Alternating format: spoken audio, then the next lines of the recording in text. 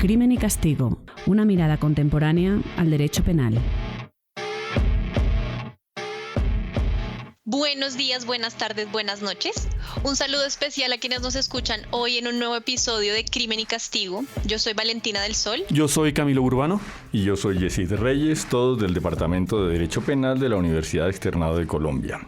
Hoy hablaremos sobre uno de los temas que más relación guarda con este podcast, el castigo. Concretamente conversaremos sobre penas sustitutivas para mujeres cabeza de familia. Yesid, Camilo, la privación de libertad es un tema central de la política criminal en Colombia. Con una cultura profundamente punitivista y altos índices de criminalidad, es usual que en el país la respuesta a todas las circunstancias relacionadas con el crimen sea la cárcel. Así, incontables investigaciones han demostrado la existencia de una tendencia al incremento en las penas y a la reducción de alternativas al encarcelamiento, tanto preventivo como sancionador. En efecto, Valentina, como consecuencia, según datos del INPEC, para el año 2024 se encontraban privadas de la libertad 169.395 personas, el 60% de ellas en establecimientos de reclusión.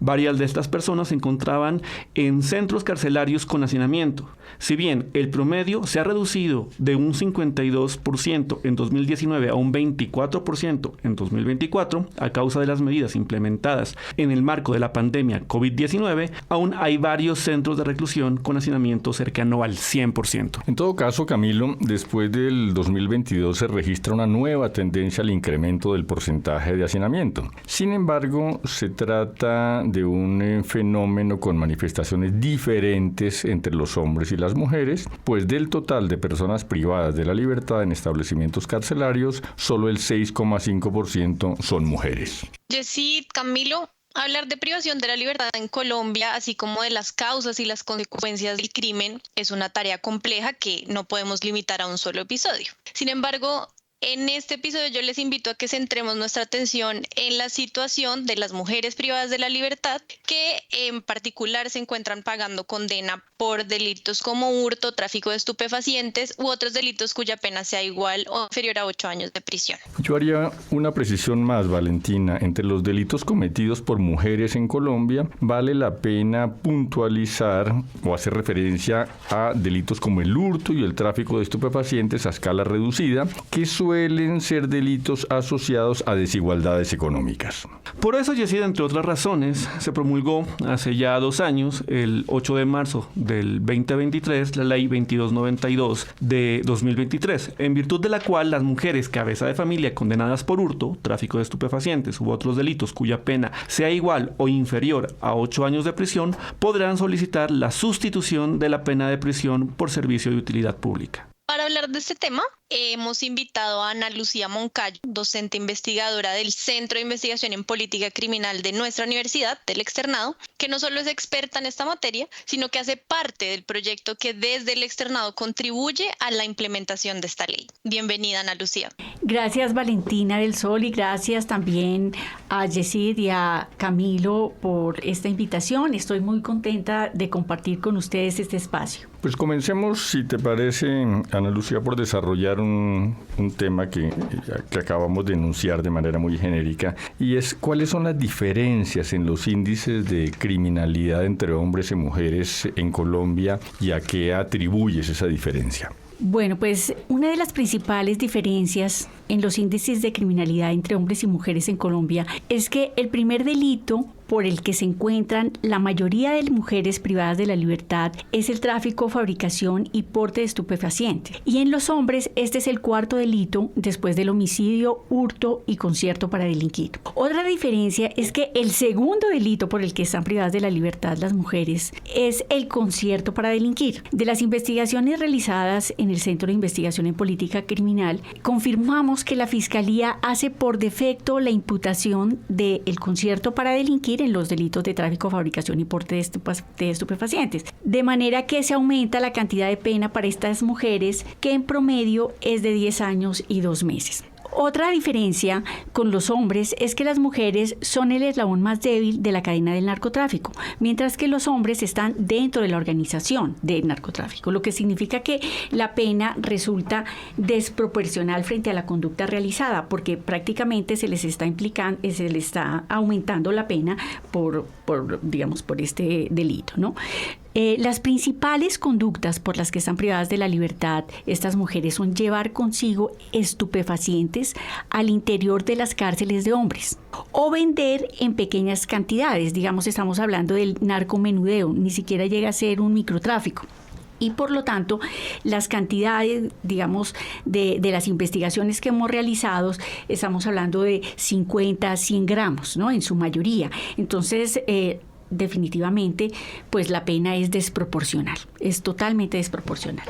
Ana Lucía, teniendo en cuenta las cifras que vimos al inicio del programa, donde menos del 7%, 6.5% realmente de las personas privadas de la libertad en este momento son mujeres, ¿por qué hacer una política diferenciada por géneros, donde hay una discriminación positiva hacia las mujeres, en este caso por la ley que habíamos mencionado, la 2292, cuando esto realmente no va a impactar de manera generalizada el hacinamiento carcelario? La justificación es la existencia de estudios científicos que evidencian la situación de vulnerabilidad de las mujeres antes de la comisión del delito. Entonces estamos hablando de una vulnerabilidad que se acentúa cuando estas mujeres entran al sistema penal y penitenciario. Esto significa que las mujeres están expuestas a múltiples riesgos y no cuentan con las herramientas para enfrentarlo. Es decir, se encuentran en el sistema penal en un estado de indefensión. Y estamos hablando entonces de unos riesgos diferenciales, ¿sí? ¿Cuáles son esos riesgos? Desestructuración familiar,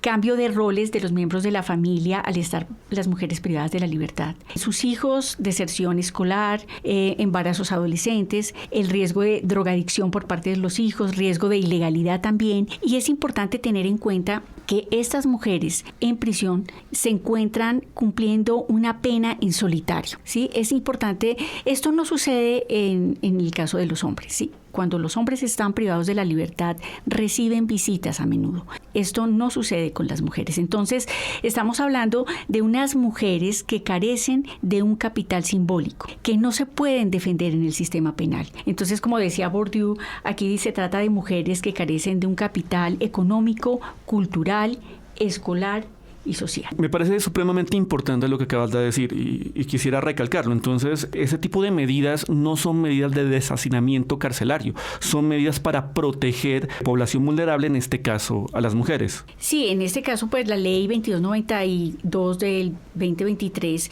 es una acción afirmativa, ¿sí? Está reconociendo esta ley esta situación de vulnerabilidad manifiesta, en la que aquí no solamente está en riesgo las mujeres, sino también la familia de estas mujeres. Ana Lucía, me gusta mucho esto último que acabaste de decir, porque entonces yo tenía la duda, y quizás nuestros oyentes también, ¿por qué esta ley solamente se refiere a las mujeres cabeza de familia? Si tú muy bien explicabas que este fenómeno, digamos, de defensión afecta a todas las mujeres por igual que están relacionadas con el sistema penitenciario. ¿Por qué? ¿Cuál es la motivación por la cual la ley 2299 se refiere y beneficia exclusivamente a madres cabeza de familia? Realmente la ley 2292 no beneficia a madres, sino a mujeres cabeza de familia. Es decir, pueden ser madres, pero también se pueden encargar, como sucede en nuestras familias colombianas, de encargarse de los sobrinos, de los abuelos. Y entonces no estamos hablando solamente de que se encargan de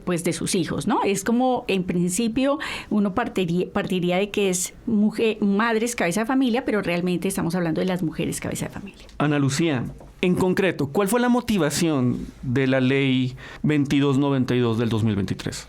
Pues mira, la motivación de la ley fue buscar una solución a esta problemática de vulnerabilidad que les comentaba y crear una vía jurídica más expedita para lograr medidas alternativas a la privación de la libertad, ya que el Código Penal no daba una respuesta a esta problemática en particular. Por ejemplo, en las investigaciones que el Centro de Investigación ha realizado en expedientes con mujeres, en ningún caso vimos que se haya alegado un estado de necesidad, por ejemplo, en el Código Penal. Existe la norma, pero jamás se alegó. O tampoco vimos una atenuante punitiva por marginalidad o pobreza extrema. Entonces, de tal manera que vemos que el código como estaba, pues estaba corto, ¿sí? Incluso a nadie se le ocurría analizar, digamos, la exigibilidad de la conducta. Esto no pasa. Entonces, en los procesos penales, estas situaciones nunca se daban. Entonces, por eso la necesidad de esta norma específica, ¿no? La pregunta entonces sería, ¿cuál era el panorama antes y cómo es el panorama ahora después de la promulgación de la Ley 2292?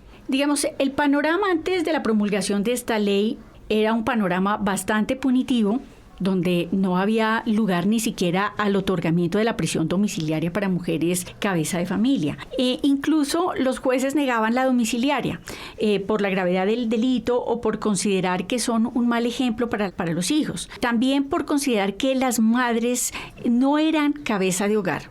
Así, un familiar tuviese a cargo a su hijo, ellos consideraban que no era una madre cabeza de hogar. Por ejemplo, en un caso vimos que la hermana de la mujer privada de la libertad sufría de esquizofrenia y la señora decía que no se podía encargar de los hijos y había muchas peticiones dentro del expediente de que no podía encargarse esta señora por su enfermedad de los hijos de la privada de la libertad y el juez negaba la domiciliaria. Entonces, digamos, teníamos un escenario bastante punitivo, ¿no? Bastante punitivo y donde la mujer debía pagar su pena en prisión. Ana Lucía, ¿qué ha pasado desde el 8 de marzo del 2023 y hasta la fecha? ¿Cuáles han sido los avances en la implementación de esta ley? Porque digamos que hay cosas de las que tú planteas que parece que las alternativas o algunas alternativas estaban ya previstas en el código a través de figuras como el estado de necesidad o la prisión domiciliaria, pero eran inaplicadas quizás por una cultura, una visión que tienen los jueces acerca de cómo es el manejo de estas temáticas, mediada por discriminación, por patrones de género, etcétera. ¿Cómo entonces esta ley ha venido a transformar la situación de mujeres privadas de libertad en Colombia en los últimos 2 años? Bueno, con la ley hay avances, no tan rápidos como pensábamos.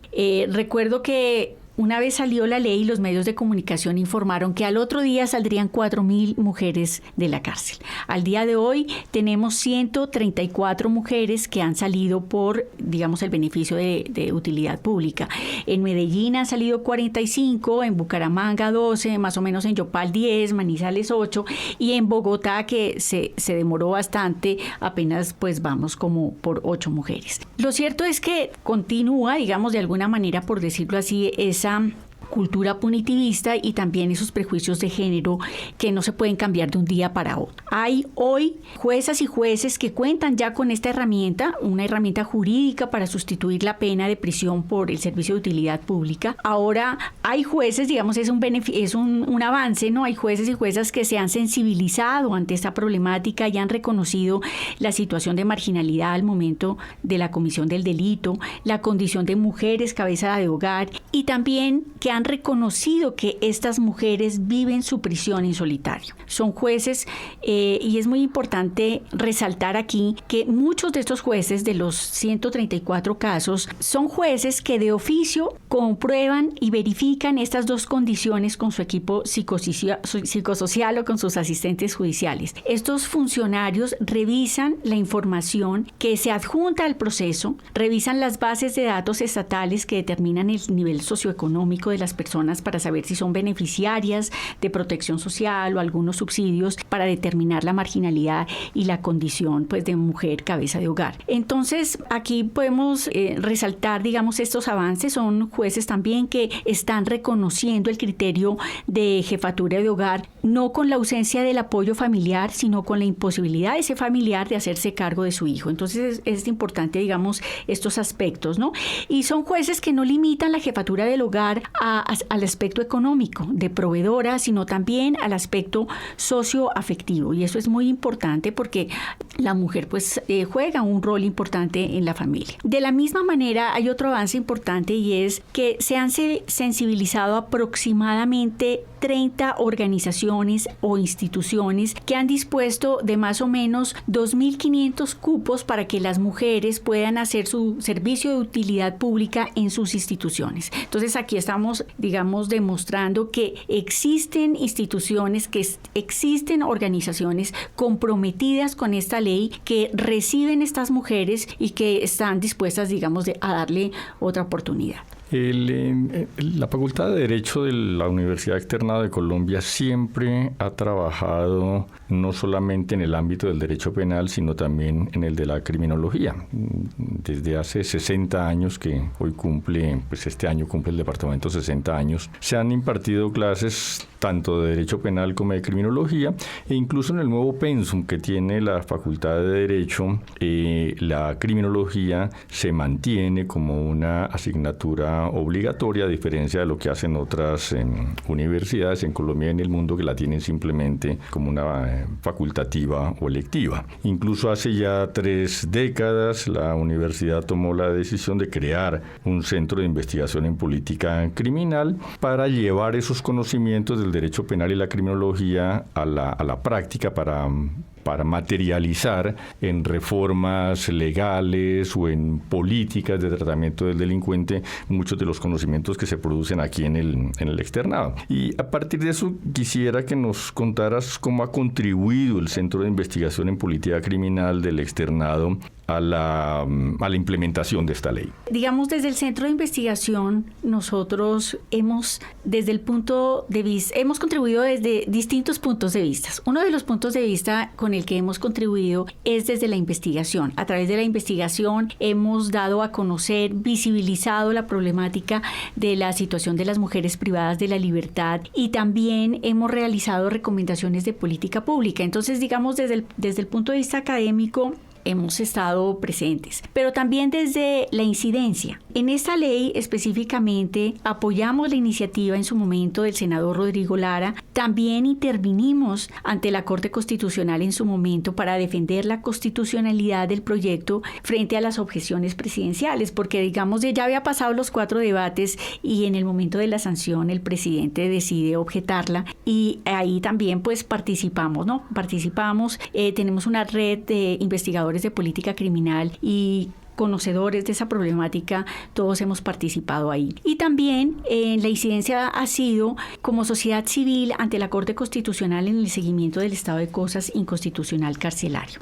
Desde otro punto de vista también hemos participado en esta ley, y es porque hemos diseñado un proyecto restaurativo para que las mujeres beneficiarias de la Ley 2292 presten su servicio de utilidad pública en el Centro de Investigación en Política Criminal. Este proyecto es importante tener en cuenta que es un proceso formativo, restaurativo, para fortalecer la agencia y las capacidades de las mujeres con el fin de que puedan identificar los riesgos y evitar pues el incumplimiento de este beneficio y por supuesto también la reincidencia. Es un proyecto que busca romper con el estigma que genera el estar privada de la libertad con el fin de mejorar la inclusión social.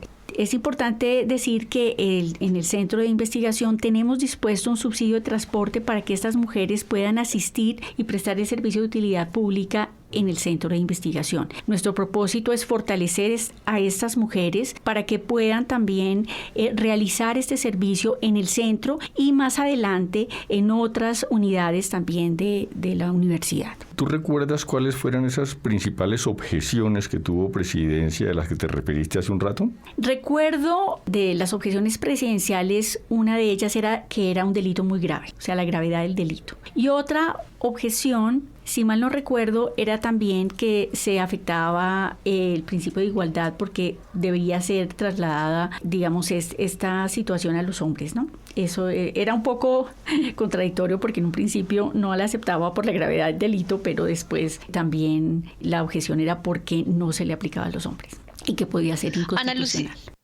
Ana Lucía, creo que esa pregunta de Yesita hacia las objeciones también y de esa postura un poco reactiva frente a por qué en casos de delitos graves puede haber beneficios penitenciarios, creo que se relaciona con preguntas más de fondo, y es, pues, ¿cuál es el fin de la pena? ¿Por qué? Tú nos hablabas de cuál es la justificación de hacer un tratamiento diferenciado a las mujeres cabeza de hogar, pero hay una pregunta más grande detrás, y es, ¿en esos casos se justifica por esa necesidad de trato diferenciado no cumplir con los fines de la pena? ¿O es que ese tratamiento diferenciado en todo caso permite el cumplimiento de ciertos fines de la pena contemplados en nuestro ordenamiento? Yo quisiera agregar una cosa ahí, Valentina.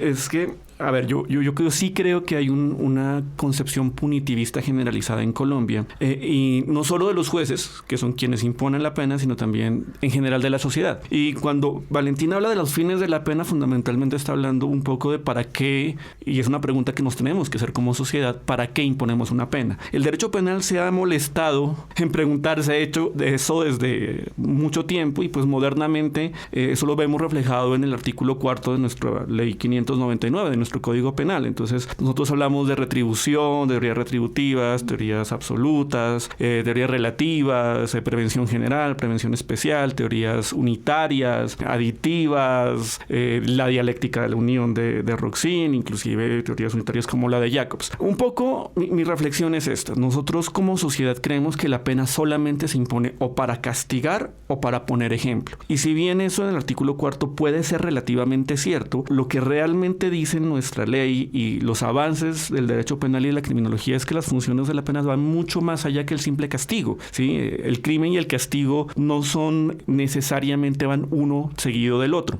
Y una de las funciones principales de la pena es la resocialización. Y ya von List lo mencionaba en su prevención especial positiva. No era precisamente la persona más que llegaba a eso, pero por lo menos la mencionaba. Y hablaba de los temas de resocialización. Y esto creo que es un ejemplo muy importante de que la pena no es solo castigo, es también resocialización. Yo creo que ustedes, desde el punto de vista de la criminología y de la resocialización, podrían dar un aporte y explicar esto mucho mejor que el derecho penal. Sí, y yo quisiera decir algo adicional, y es que un poco, digamos, en las investigaciones vimos que las mujeres querían reparar, ¿sí? Porque dentro de las funciones de la pena pues no está esa, y en realidad ahí pudimos verificar, digamos, en una investigación que hicimos directamente cuando estaba el tema del acuerdo de paz y fuimos a la cárcel, y las mujeres decían, pero nosotros también queremos reparar por este delito, en estas situaciones, con esta vulnerabilidad. ¿Y qué pasa? ¿Sí? Tenemos una sanción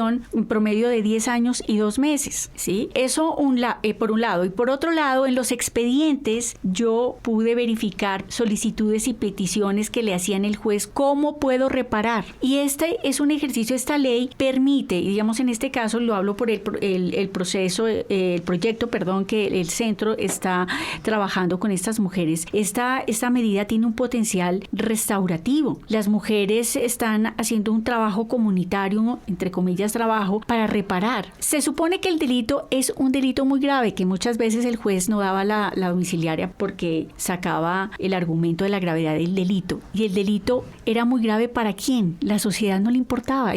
A esa sociedad no le importaba. Por eso cuando las mujeres decían, quiero reparar, ¿a quién le reparaban? Si en ese momento no estaban en el proceso, nadie le importa a esa mujer, ¿sí? Entonces es muy importante esta ley porque tiene una vocación restaurativa. Por supuesto, es necesario reforzar esa vocación, la responsabilización de las mujeres, pero también esa reparación, y las mujeres quieren reparar, y como les decía, en el análisis de los expedientes, pudimos ver esa intención que tenían estas mujeres, ¿no? Porque cuando hablamos de justicia transicional, hablamos de verdad, justicia y reparación, y vemos otras medidas que se han tomado, por ejemplo, en la Jurisdicción Especial para la Paz para sanciones, y aquí no. Entonces era un poco esa posibilidad, ¿no?, que nos da este marco normativo de buscar alternativas a la prisión. Tú acabas de tocar un punto que me parece importantísimo, ¿no?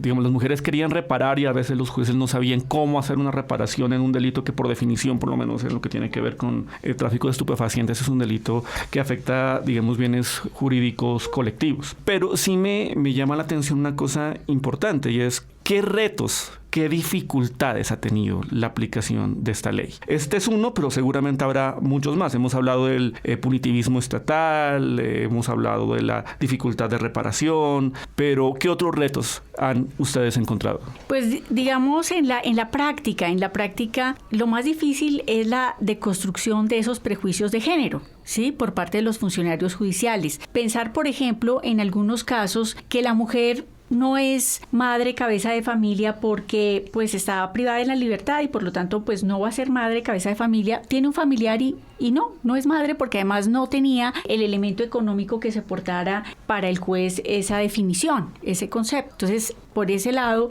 así tengamos un marco normativo, pues no va a haber lugar a aplicarlo. Otro punto es que, como les decía, la mujer vive su privación en solitario y exigirle una carga probatoria extrema pues es difícil para esta mujer. ¿Quién le hace las vueltas a esta mujer si nadie la visita? ¿Sí? ¿Quién aporta los documentos? Con mucho esfuerzo lo hace y entonces me ha parecido muy interesante, digamos, el funcionamiento de esta ley que ha hecho Medellín, que a través, y otros funcionarios también, a través de su equipo psicosocial, van a la casa de la mujer, verifican la marginalidad, verifican la situación de mujer cabeza de familia, y es un poco sensibilizar a los jueces, es el reto más principal, ¿no? Es, digamos, ya los funcionarios judiciales, porque como les decía antes, tampoco vimos una defensa más allá de una aceptación de cargos. Entonces, si el defensor tampoco o la defensora no están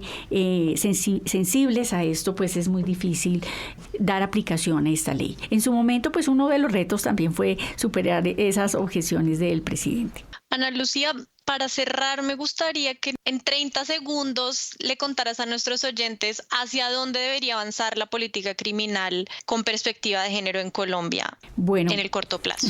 Precisamente un poco pues en el cierre de este encuentro, debería avanzar a la implementación de medidas no privativas de la libertad, aplicar estos mecanismos de justicia restaurativa, implementar programas de inclusión para ofrecer oportunidades a estas mujeres en la sociedad. Y también la política criminal debería tener unos indicadores para evaluar el impacto de estas políticas penitenciarias con perspectiva de género. Es importante conocer, tener datos científicos de esto, ¿no? Porque usualmente nuestras políticas son muy punitivistas y no apelan a ningún dato científico, y entonces por ahí pues puede salir una pena muy alta porque sí.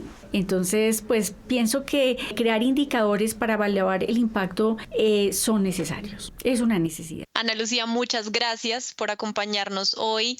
Yesit y Camilo, como siempre ha sido un gusto compartir este espacio con ustedes hablando sobre política criminal diferenciada por género y alternativas a la privación de libertad, en particular para mujeres cabeza de familia. Y gracias a quienes nos escucharon en este episodio. Escríbanos con sus opiniones sobre este u otros temas que les gustaría tratar a través de la herramienta de comentarios de la plataforma donde nos escuchan o mediante el correo crimenycastigo@uexternado.edu.co. Para conocer más información sobre este podcast y otras actividades del Departamento de Derecho Penal de la Universidad Externado de Colombia, les invitamos a buscarnos en X como @derpenalUS y en Instagram y TikTok como @derechopenalUS. También pueden ingresar a nuestro sitio web blogpenal.uexternado.edu.co. Nos vemos en una próxima edición de Crimen y Castigo, una mirada contemporánea al derecho penal.